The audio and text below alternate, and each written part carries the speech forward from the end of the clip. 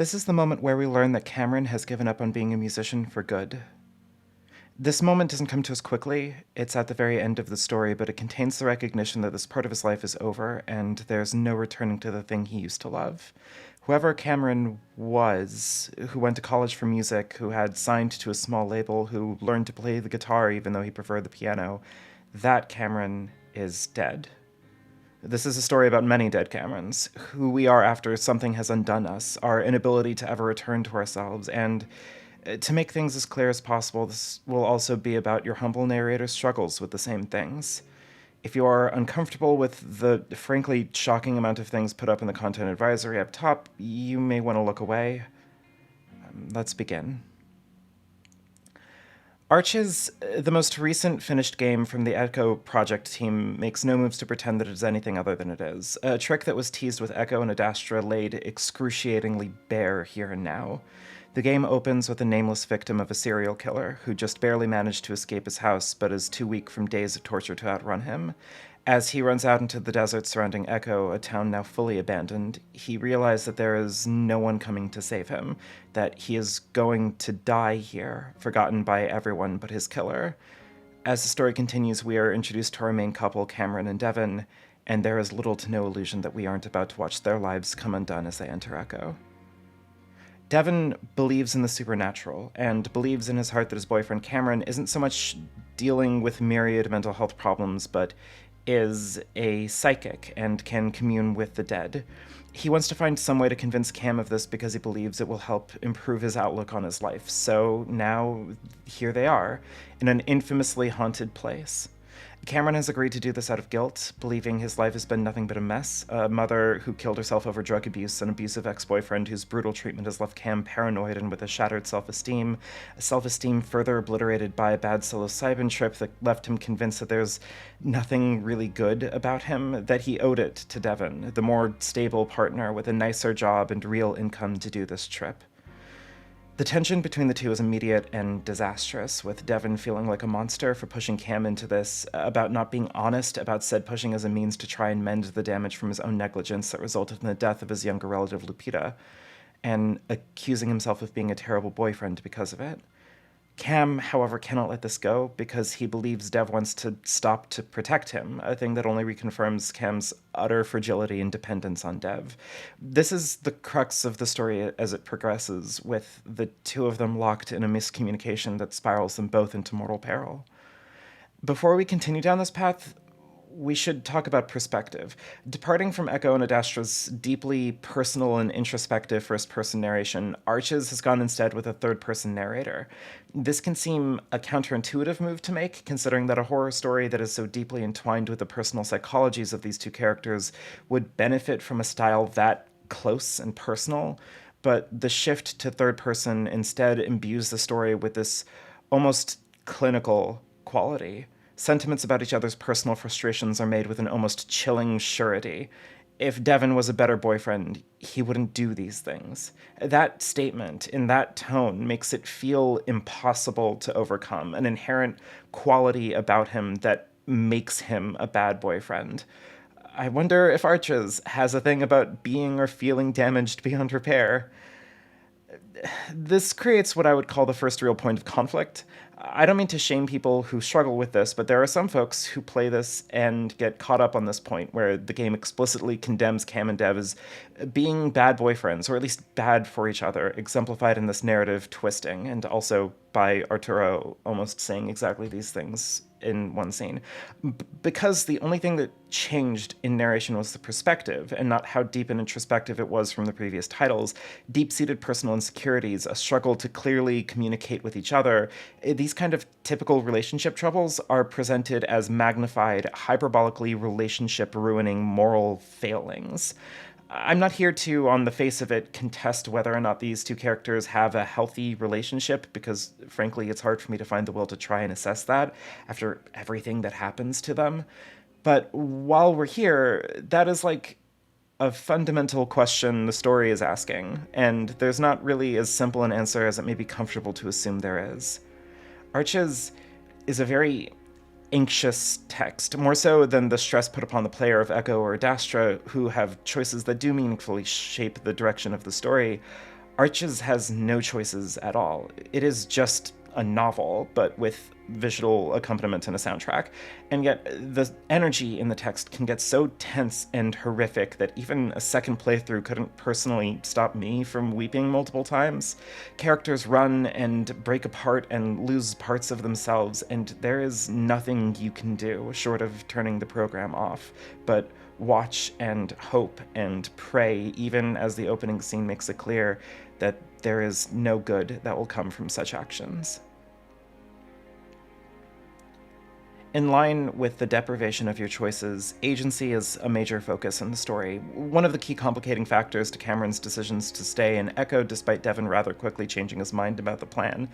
Cameron, the focal point of this anxious nightmare disguised as a video essay, has a history with his mental health, with drug abuse, and the game hones in on this topic a lot, wanting to highlight the struggle that, beyond the addiction itself, the withdrawal complications, the knowledge that his life will never be the same, that he and the people around him will never fully overcome his addiction, that relapse looms as an almost inevitable future for him, that is the highlight of the character. Cameron feels trapped in himself, in his past, burdened by his late mother's spiraling descent through mental health and drug abuse, and doesn't know how to assert himself. And a lot of this has to do with his ex, Dylan, who physically abused him to the point that his behavior and outlook on his own life warped around this.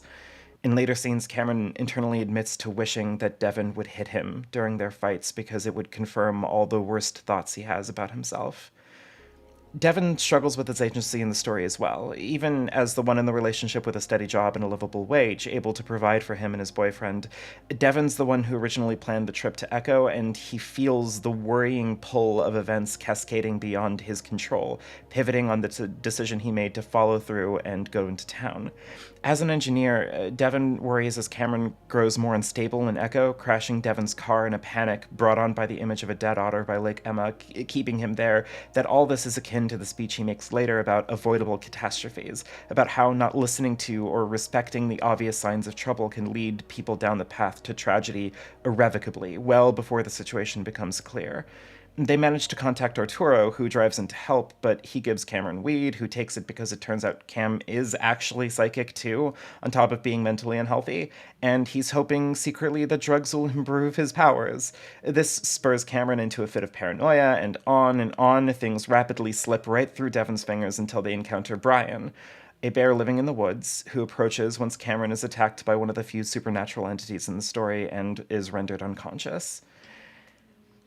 It is here, if you'll allow me to pause, that we should talk about the horror in Arches. It takes place in the same physical location that Echo does 5 years later, and while there are supernatural monsters in both, one such making an appearance in both games, Arches highlights and underlines the heart of what was the most scary parts of Echo, the violence people inflict on each other.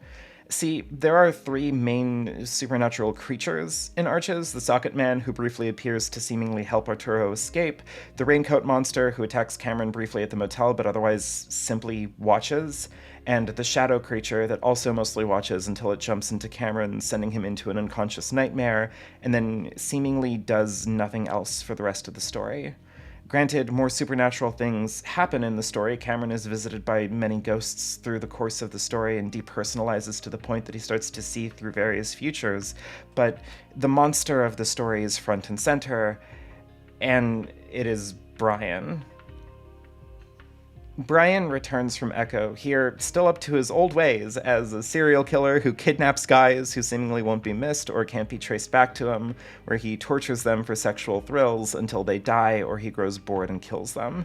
When the group runs into Brian, he collects Cameron after shooting Arturo in the head and incapacitating, kidnapping, drugging, and restraining Devon. With Cameron, though, he learns about his psychic powers and covertly drugs him with a massive dose of psilocybin, then Xanax, in order to get him to speak to his past victims to clear his mind of their laments. This, too, obviously, is a loss of agency. More importantly, though, the act of getting drugged that badly with the same substance that caused Cameron's first major break with himself undoes him entirely. Cameron, the singular person, the amalgamation of sensations and thoughts he knew as himself, dies in a way, his mind dispersing, granting him psychic powers enough to both sense that Arturo survived his gunshot and is limping his way out of Echo, and that Devon is being kept chained up in the van.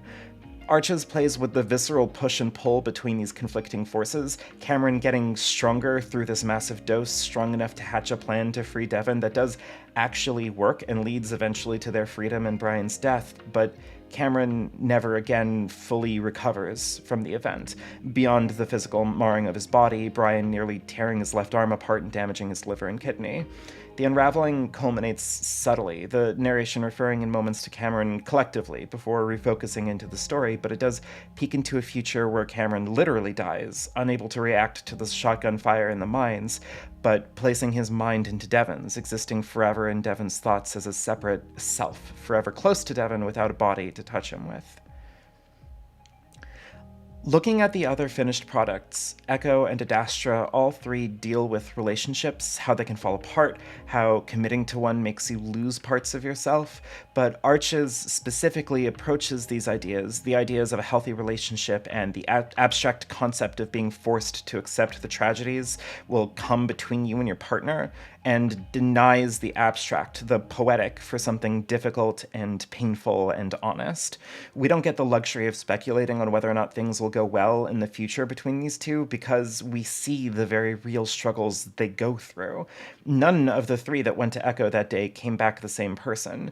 Beyond the physical afflictions, Cameron's mostly ruined arm, Arturo's permanent brain damage, the tragedy and horror they went through damages them completely, a point echoed through the earlier speech about Cameron's drug addiction.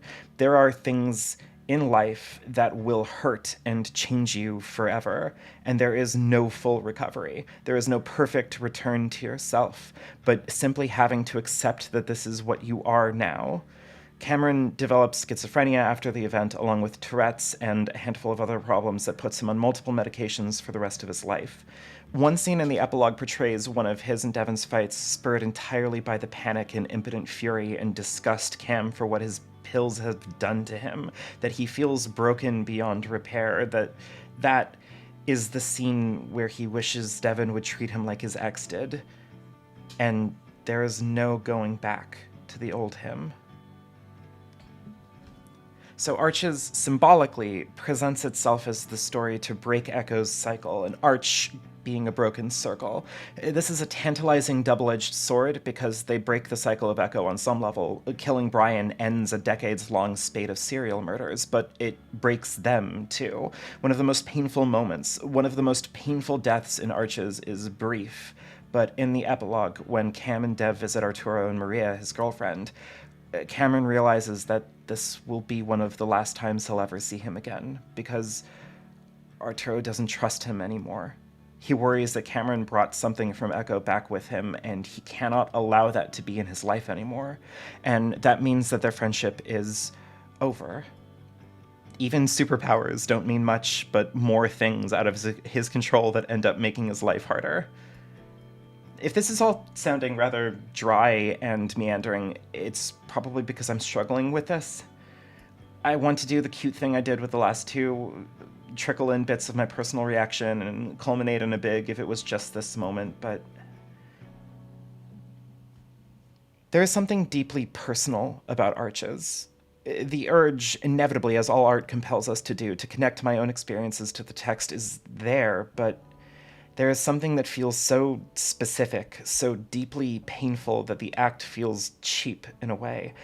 I'm not a drug addict. I don't have those specific mental health problems. And while I feel very close to Cam at times, my life situation has become something I've had to crush and compact, an old family habit beaten into me to always insist that there are worse situations, worse problems, and that my pain is minimal in the grand scheme, so I need to shut up about it and do what needs to be done.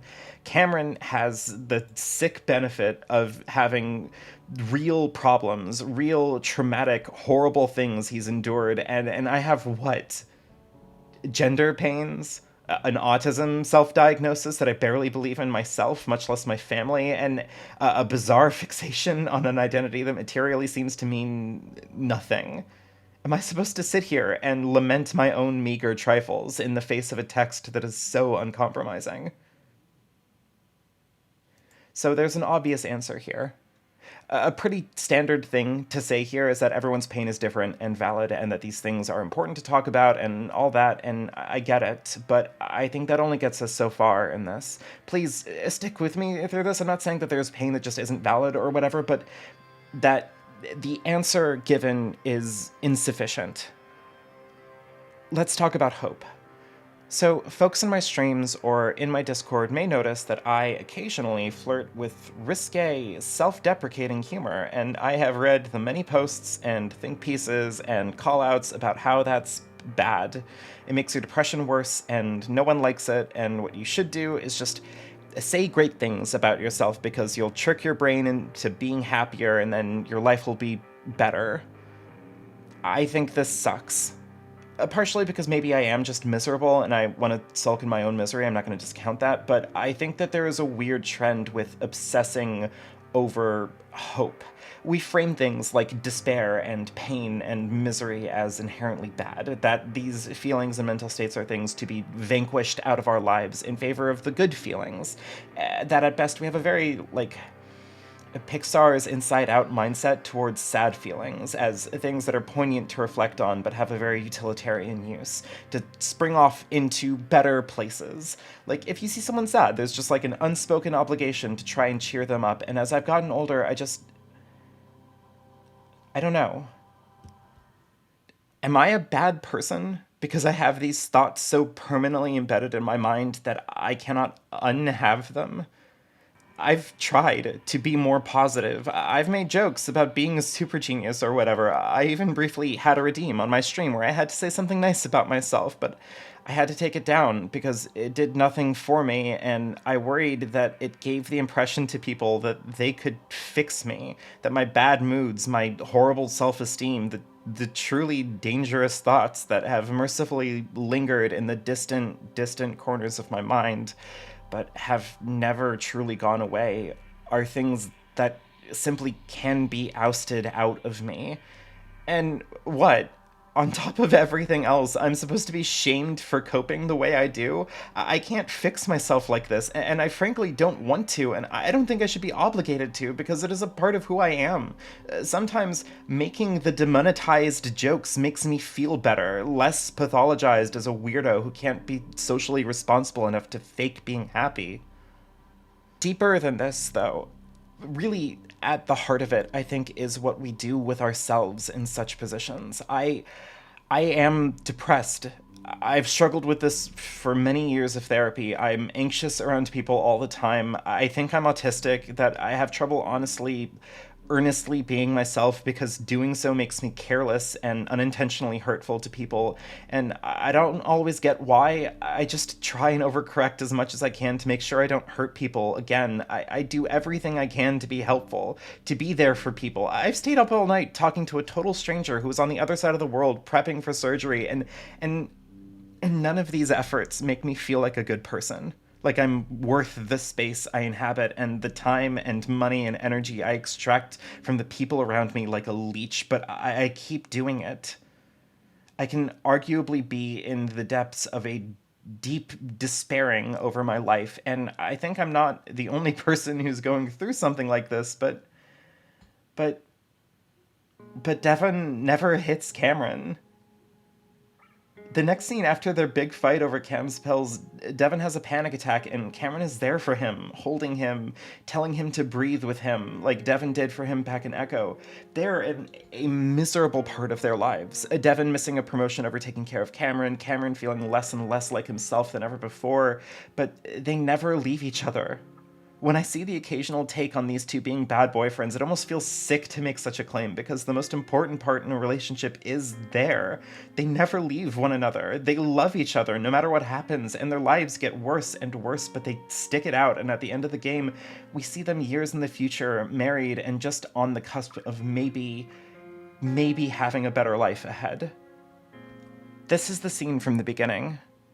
The part that hit as close to home as Cameron can for me. As he says goodbye to being a musician forever, as he holds Devon and they feel like things will start to improve, I realize there is so much I have lost. Years I've spent trying and failing to find my voice again, to make music again. When I thought I was moving to Spain, there was real pressure to sell my instruments, and I knew that if I had, I would never play music again. That part of me would die, and maybe it still will. Maybe I'll spend years after this still struggling with my horrible voice and my lack of training and my deep frustration at knowing how I want my music to sound, but lacking the skill to do it. Maybe that part of me has already died, and I'm in denial, but I can't do that. I don't have people in my life that can take me through such losses. I don't have a Devon because I cannot trust myself so completely to anyone. Not like this. Not now, and I don't know when I'll be able to, but if there's a hope, a real hope in my life, it's not going to come from forcing myself to smile more or by pretending that I'm this perfect, hyper-individual boss bitch or my being shamed into not being a downer, but by looking at myself, by seeing everything wrong with me, all my troubles talking to people, my own terrible self-image, the enduring agonies of inhabiting my own body, and knowing that I'm going to keep trying tomorrow anyway. That I moved all my gear with me to this new place, and it may not be now, and it may not be later, but I have to believe I'll play again. I have to have hope that I am a creature that can keep going, that maybe I too, like Cam and Dev, can look into the bleak face of the damaged, changed thing that I am now and insist that I'm going to live anyway. Till I'm 110. Thank you for watching. Special thanks to Alexi Angelica, Bees the One, Caitlin Fisher, Colleen T, Evan Kearns, Gail Simmons, Joe Anderson, Lewis Wells, Lorez, Maria Aladren, Nurai the Redmarked, Nomadic Raven, Pahor, Professor Bopper, Saint Rawberry, Thomas Volpez, and Satetic. Thank you all so much.